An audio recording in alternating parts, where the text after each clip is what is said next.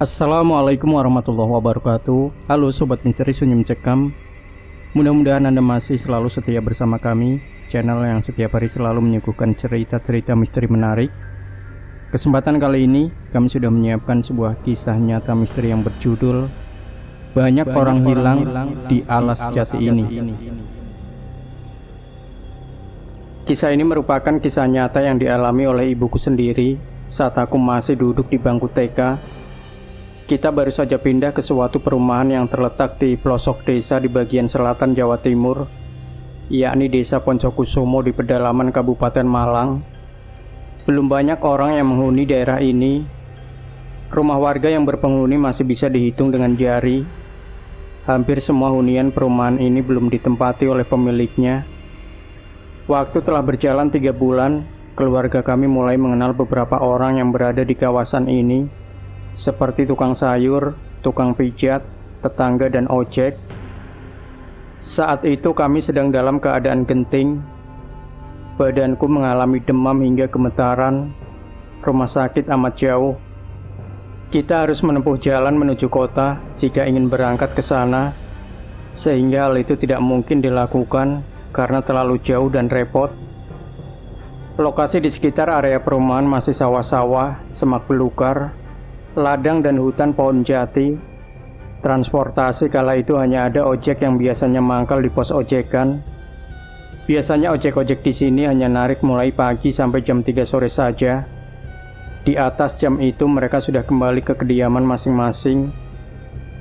Pada tahun 1999, belum banyak orang yang memakai handphone.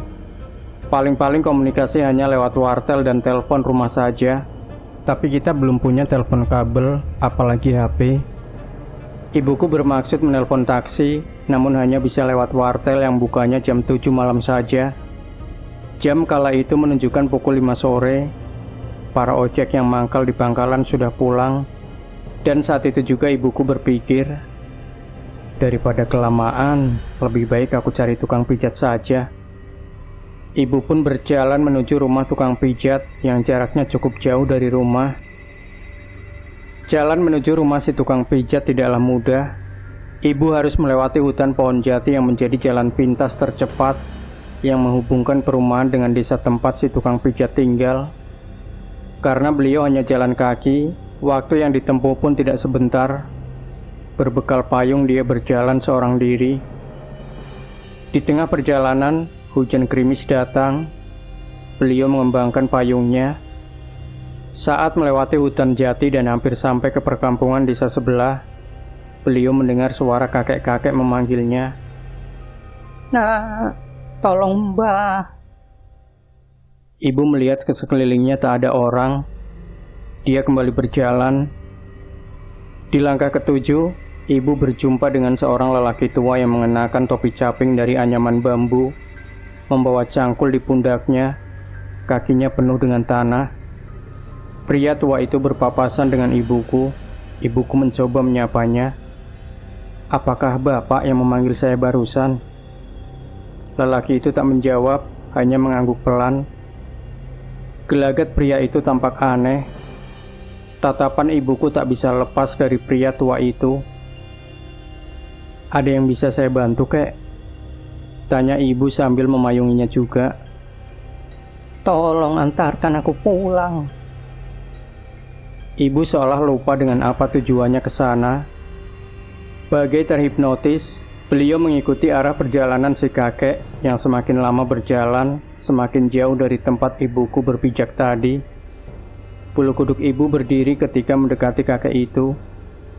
Bau kakek ini bagaikan bangkai tikus yang telah membusuk berhari-hari. Amat sangat menyengat.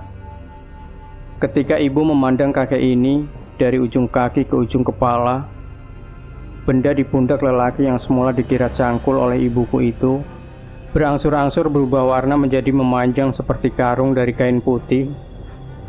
Yang begitu mengagetkan adalah ada wajah di antara karung putih menjuntai yang diikat tersebut.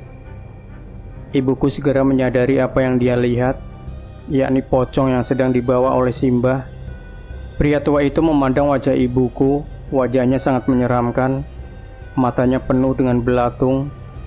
Rona mukanya pucat dan memar membiru di separuh bagian wajahnya. Si kakek tersenyum lebar, diiringi suaranya yang sendu.